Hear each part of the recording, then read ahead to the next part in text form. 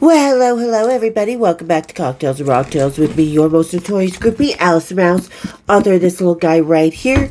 These other little books as well. Well, sorry. Well, where you can get all that down in that description. So go down, fiddle about, see what you find, because I've got some pretty funny merchandise. It's funny. One with Lars Ulrich on it with Lemmy, Steve Jones and the Sex Pistols, plus some rock and roll future mom and dad gear. So something I think that everybody would like. So go down there, check it out, you guys. And as always, just so thankful for so many amazing people here. So many people having conversations. You all give me such amazing ideas for different episodes. So I'm just so really fucking lucky and so happy to have this amazing family of you guys out there. You just rock. And you all, whether I know you or not, whether we're speaking or not, whether you're just hanging out, you're just stumbling on the videos, thank you for being here. Thank you for listening to me chat. You guys fucking are awesome. Thank you so much. It's always good to start out by being thankful. Isn't it wonderful? All right. And speaking of wonderful, today's topic is going to talk about, I'm going to compare two different rock and roll scenes. Because when we think about rock and roll in America, like, after, our generation and Gen X with starting in the 80s and stuff, there's really only three scenes that are really amazing and huge and were influential. And that's New York, Los Angeles, and Seattle. So today we're going to kind of compare Seattle and Los Angeles. Because these were two different scenes that really, and the musicians who made these scenes lived in that scene. They thrived in both scenes. So, but they were so different worlds. But all right. And we're going to finish off this little high percenter because this is all I can have today. There's no fucking way. I'm such a lightweight. The older I get, the easier I am. The easier this wise. Not that easy, folks. Never have been. But anyway, so yeah, the Bourbon Barrel Quad, really great, especially this time of year in the fall. So delicious, nice rich flavor without having the heaviness of a stout. So everybody, grab your quads and kick up your feet. Let's have cocktails and rocktails. Cheers, big ears. Always going to swallow that over Kip Winger any day. So, okay, and I've got my notes, so I'm going to keep them right over here. All right, so we're going to talk about Seattle versus the LA music scene because, a lot of people are like, grunge killed metal. Actually, it did not. Thrash killed, glam metal first, and then grunge just fucking took over from there, It was just this new phenomenon because, one thing in our lifetimes, in Gen X lifetimes, we are so lucky to have seen so many music styles come to fruition and, expand the musical, scene that we have and the musical world that we know.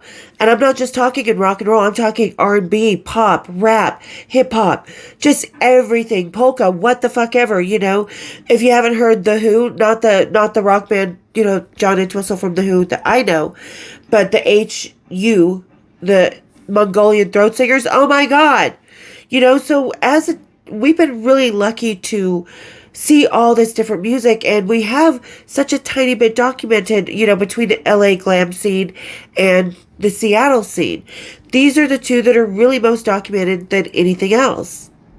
And they were both so polar opposites. Like, LA was all hot pink spandex, Aquanet, sex pouring down everybody's legs, But in LA, everybody was trying to be somebody, So you've got your streets just full of all the spandex, the big hair, the rock and roll, the sex, drugs, and rock and roll. It's celebrated. It's just being flaunted out there. People are doing it in the bathroom with the rainbow. I think they still do, though. And so sorry, my allergies are just so bad. The more I talk, the more my membranes gets just swollen as fuck. So, okay. So, and I think that's, as to where Seattle, it was more, earth tones, jeans, plaid, coffee, kind of a rainy day with a little bit of sun, Pike Street Market, throwing fish, water, because, even the beaches in Seattle and LA are so vastly different, and I just love Seattle. You guys know I lived there during the beginning and height of grunge, went there twice, and it was quite fucking amazing. It was, people talk about how magical it was in LA during the heyday, like I said, with Gazaris and the rainbow and everything, and fuck, it was just as magical in Seattle. I lived there during that time. And I tell you what, that is one of my most favorite times in my musical journey, in the top 3 for sure, because it was such a magical time, and it wasn't like LA. LA was all hedonism and women, but women were still owning their prowess. Women were being more wild and promiscuous and on their own terms, mind you, not because they were finagled into it or anything like that, because women for the first time were owning their sexuality and their sexual prowess outright. We could own anything we wanted, from apartments to credit cards to loans to our bodies to everything at the time. So, of course, in the 80s, women taking on the role of playgirls or whatever, because, you called men like that playboys. We were called sluts, but whatever. I was a hoe, and I owned that shit because I did it. So I wasn't a hoe. Rock and roll respects its groupies, just even though the public doesn't. But so in LA, it was that hedonism, that prowess. They were trolling the rainbow to go home with the hottest guy or the best rocker. They were trolling Roxy. They were having, but it was still, they were having the hot girl pageants at Gazzari's, and Ricky Rockman opened a club at the Cat House so him and Tammy could get laid. As to where Seattle was such a mellow scene, you didn't know all the places where everybody hung out, because they were just kind of, it wasn't like everybody was out on the street on a Friday and Saturday night. Yeah, they weren't like the Rock Candy or the Off Ramp or stuff like that. But there was Pioneer Square, which a lot of people, still with the COVID remains, but John Corbett from Sex and the City, he owned a few clubs down in Pioneer Square, so that was kind of a busy place. You had a mix of the college kids, the grungies, the preppies, the business folk, because you had so many different bars, and you could pay $20 to get into the Color Box and then go over to the Phoenix or all the other clubs for free and see all the different music. So it was such a different vibe, because LA was so very 80s, hair metal, big hair, sex, drugs, and rock and roll, as to where Seattle was such a crazy mix. And people were at so many different places, the Ballard Firehouse, whether it was just like you wanted to go, or Brick, like you could walk into Brick, and this is probably the most, kind of hoity-toity rainbowish it ever got in Seattle, was a place called Brick. And they used to keep acoustic, instruments, guitars, stuff, whatever, in a corner. And you could walk in and see Kim Thiel, Lane Staley, Mark from, whatever, guys from Green Mud Honey, just jamming, just My Sister's Machine, just jamming. And it wasn't going to be written up in Metal Edge or, the tabloids, or, people weren't going to be talking at it about, I saw it, I was there. It was just something you wandered into the Brick and you saw Lane Staley just kind of strumming on a guitar, or Jerry Cantrell with Dime jamming on the guitars. That happened when I was there the night I met Vincent Paul. Well, not met, because I had met Vincent Paul before that. So, yeah, it was just such a different scene. It was just, like, so mellow, and everybody was like, oh my God, there's Nikki Sixx! Even when I was up there the first time when grunge was just ready to explode, it was like, oh, you're Nikki Sixx? And women in LA, like I said, they were owning their prowess, but they were also being the sole financial support for these guys who they knew were going to leave them the second that they became famous, or she lost her job or chose not to support him anymore, or whatever. Most of the time it was the second they became famous, they forgot about the chicks in LA. As to Seattle, now the women that I knew that were involved with the bands and stuff, like Susan Silver. Not only Chris Cornell's first wife and longtime girlfriend, but their longtime manager for the longest time was Susan. Chris Cornell's wives. So the women, I know you had Wendy Dio and Sharon Osbourne, but I think it was so much more prominent in Seattle that if they had a girlfriend, the girlfriend was somehow involved in their band. Tour manager, booking agent, manager, journalists, stuff like that. So the women in Seattle didn't need those rockers. They did not need them for validation for anything they were doing. As to where in LA, everybody was trying to be somebody and they needed either a leg up, the validation, the attention, this and this and that. So again, very, very different vibe in Seattle. People honestly worked. They really supported each other by, oh, we're having this gig, come down. There's going to be A&R guys there. Just give them your thing or I'll have you come up on stage and jam. It was definitely, the music scene was definitely a brotherhood. Everybody knew everybody. And nobody was sitting in their mansion behind the gates in Bel Air or in Beverly Hills. You could be living on Capitol Hill and Stone Gossard. It lives 2 apartments down from you. I lived in West Seattle and Chris Cornell and Susan and Eddie Vedder lived down the street and around the corner from me. And it was a nice neighborhood, but it wasn't fucking Bel Air, right? It was just your normal, average, nice, upper middle class neighborhood. So it wasn't like everybody was getting ostentatious and buying sports cars. You definitely didn't see fucking, Rad or anybody else cruising down Sunset Boulevard in their Ferraris in Seattle. You saw SUVs or people walking because you live downtown. Everything's walkable. In LA, oh God, we're not going to walk around the corner to get our fucking Starbucks. Oh no. And in Seattle, we're going to walk a few blocks, have a cigarette, check out the scene, go to Gasworks Park, go to Starbucks, sit around, chat to everybody for a while, that kind of vibe. So I think, as to where women in LA were trying to do their own thing, be models, actresses, wardrobe chicks, hairstylists, whatever, which are all great. Not at all condemning anyone. I went to beauty college my senior year, because I wanted to work at Long Hair Rocks in LA, but that was 1988. Silly dream. But anyway, to each their own, because those are hard jobs. Those are great jobs to have. Women work hard. They were kind of doing their own thing, but they were also kind of the mothers and the financial support to these rockers. And they would get left in the dust, as to where Susan Silver, she's got a part of fucking, what do you call it? Soundgarden forever, because she was so, women in Seattle were, in my opinion, in my experience, were very, very involved in the music scene more often than they were in LA.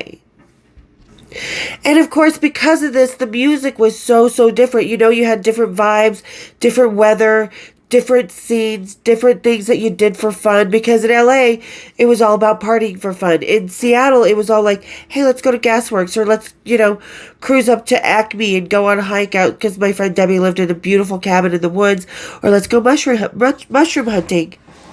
Or there was a trail in West Seattle, or let's just go, fuck off at the beach, or just go grab coffee and sit at Bad Animals Studio, Ooh, it just fucking flew by me.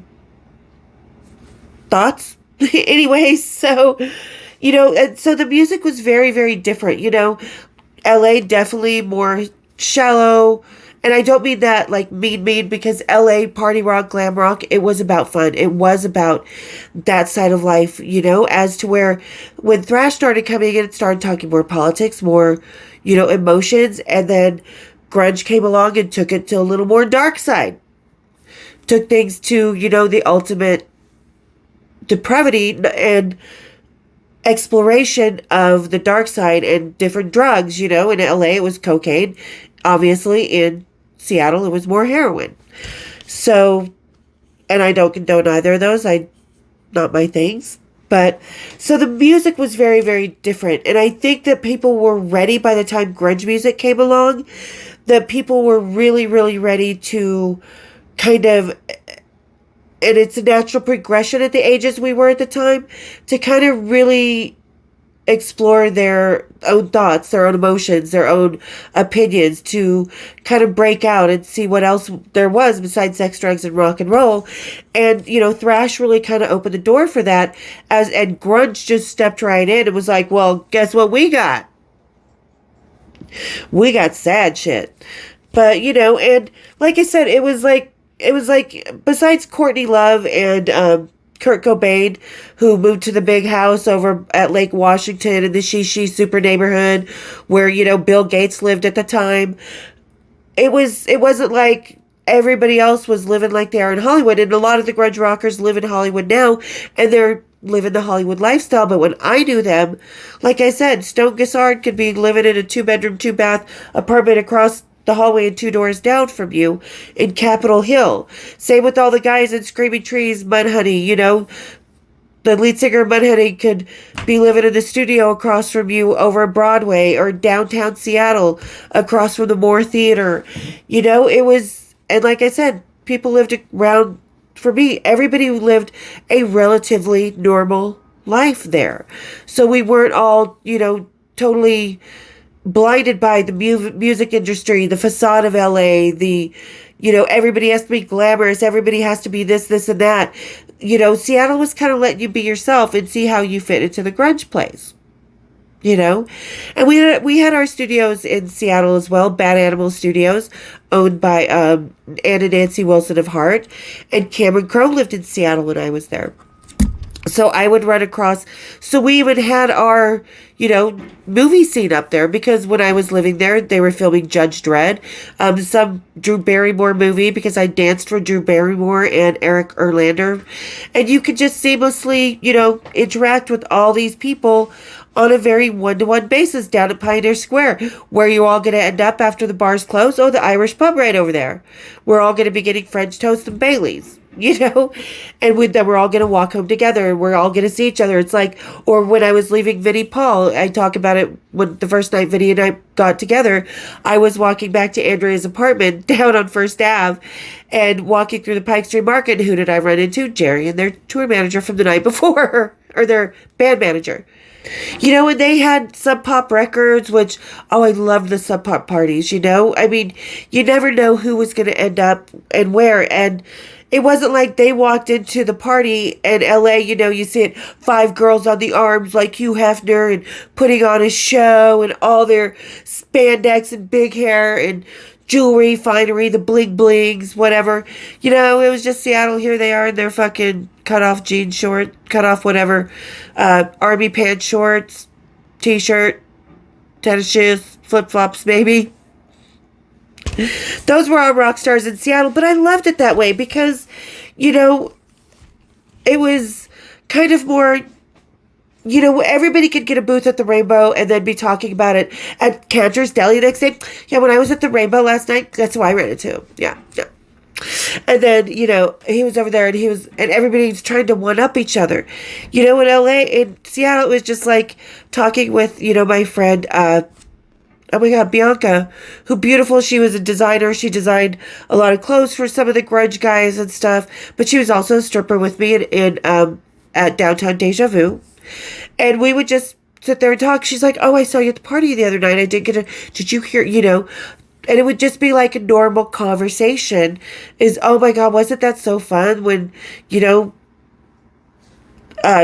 Andrew Wood or whatever. Andrew Wood was the first time there, but it was a whole different conversation and it was a whole different hangout area. Like we didn't go to the Rainbow Bar and Grill and sit at the, you know, John Entwistle's favorite booth. We went to the coffee shop or we went down to the Pike Street Market to the Pike Street Pub, or there was a restaurant, an Italian restaurant. God, what's the name of it? God, I forgot the name of it. That is, if you're looking at the clock at Pike Street Market where the big sign is, the Pike Street Market sign, here's the Pike Street Pub, and down was the Italian place down the stairs and over here. So, yeah, 2 totally different scenes, and I think it was a natural progression of rock and roll because everybody kind of got tired of the sunshine. LA, we needed a little darkness, and where are you going to get the gloom? Seattle. You know, it's kind of cloudy there every so often, but not as much as people think. And let's see if I missed anything in my notes. Yeah, and it's like grunge was the emotional continuation of the educational of your own intelligence and stuff. As to, like I said, in LA, and it was just sort of, like I said, LA was very wild, off the charts. Everybody was kind of getting naked. As to where Seattle, people were, this is my girl, she haunts me, you know. It wasn't the same party. And don't believe the lies that the grunge guys say, because they did have a different outlook on women, what they called more respect. But in my experience, you know, in rock and roll. I've always been treated with respect and kindness and chivalry out the ass, no matter what type of band I was hanging out with. Rapper, rock, whatever. Okay, sorry, my phone rang and I lost track. But yeah, I mean, for me, I think because I was in LA several times, the Rainbow and the Whiskey and all that, the Troubadour, stuff like that. I mean, you had all the long lines and stuff like. But for me, I think because the LA 80s rock scene was so much facade, so much about bragging rights. And LA and the Seattle scene was just so kicked back and, oh, hey, what's up? Yeah, I remember you last night. Yeah. Oh, are you just leaving Vince now? Yeah, cool. It was just kind of like, oh, everybody's just sort of here. It's no big thing that we're all sitting here at the Irish pub at Pioneer Square talking about, did you see the ghost here when we were here last time? That was kind of, so it was just such a different consciousness. Like we had all just kind of grown up and moved on to the natural phase. Like you graduated high school, now you're in college and you're studying even more. You're still working hard. You're still doing what you did. You're still young, but you're just kind of broadening your horizons. So I think Seattle really broadened the horizons for the music scene, for specific music scenes. And it was probably the last great music scene we will see in our lifetimes, because it still comes out of New York, LA, London. We're not seeing a lot out of Seattle. And Seattle still has some amazing fucking music. Amazing. That I hope, makes a resurgence, and I hope really comes out. And one thing that was also different is like when you think of LA and the musicians that are coming there to become famous and stuff, you think about people coming off the Greyhound bus from like Poison from Pennsylvania, or Axl Rose from Iowa and stuff like that. Bobby Brown was she from Alabama, whatever. But anyway, everybody was coming from somewhere else to LA to try and make their fame. Nobody was coming up to Seattle to try and make their fame. Everybody was just naturally from there, I don't remember any bands specifically moving to Seattle unless it was from like Portland, which Seattle and Portland kind of the same neighborhood. They're only a couple hours apart. But yeah, I don't recall anybody saying, I'm going to move to Seattle to become famous. So yeah, it's like everybody just kind of, they really did truly know each other. They weren't necessarily in competition with each other. In Seattle, like LA was definitely competition. Like you talk about how everybody was out putting the flyers up, and then LA Guns would come over and put them over, and then Guns N' Roses everybody was in competition. But no, in Seattle, when you were doing flyers, there was just all the different flyers. Everybody, there was just places you put them, and you put over here, you didn't want to cover these people because we wanted to go see the other bands too, not for competition, but because for musical reasons. And Pioneer Square was a great fucking place. Outside of Sunset Strip with the Rainbow, Roxy, Whiskey, right there, Gazari's, Cat House, right there. What was, the one where River Phoenix passed away, that Johnny Depp owned, Viper Room. It was kind of like that, but it was, it was more green and cobblestone, and there wasn't a road that cars could go driving down there. It's like you had to park and walk down to this whole little area. So it was just, even physically, it was two different scenes, but it was awesome. And I think everybody had fun in their scene, and, I know there's people that wish they could have done the grunge scene. And I tell you what, LA was magical, but fucking Seattle was magical times 10 in kind of a Viggo Mortensen in not the Hobbit, what's the Lord of the Rings kind of way. It was just really cool. It was a really great place where you could, end up in this studio with Alice in Chains because you're hanging out backstage at Pantera, and every fucking name in Seattle and every fucking band is sitting back there. Everyone. And everybody's having a good time because everybody knows each other and nobody's trying to compete. So, yeah, but that was my experience. And tell me what you guys think. Tell me what your local scene was like. If you're from New York, because I know there's a couple of you there from New York. Tell me how you guys feel about the New York scene. Tell me what you think if you were part of the Seattle scene or the LA scene. Because I don't think... We all know that my favorite scene is going to be Seattle. I'm not the biggest fan of the LA scene because I think the 80s had so much more to offer than the LA scene, as to where the 90s were just, grunge was really popping it out, in Seattle. But yeah, so tell me what you guys think down in the comments. And thank you so much to everybody who's making it to the end of the show. I feel like the end of Gen X, you're going to know this one. Romper, Stomper, Dopper, Do, Tell Me, Tell Me, Tell Me, Do. I see Jennifer. I see Grunge. I see Chiz. I see, everybody. I love you guys so much. Tamara, everybody. I'm so lucky for you guys who just actually sit and listen to me. I can't believe it because I'm just babbling half the time. So thank you so much, you guys. And if you're just lurking around, you're just stumbling on the channel, I got lots of great stories. Oh, and I'm going to talk about another 80s ladies, Dr. Dot. I know everybody knows who she is here. She's writing her own book. She's going to self-publish like I did.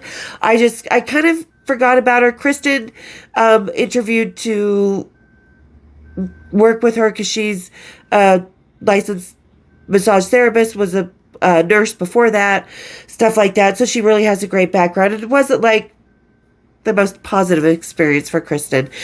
Maybe we'll have her talk about that. But so I want to talk about Dr. Dot because I'm excited for her to do her self-publishing.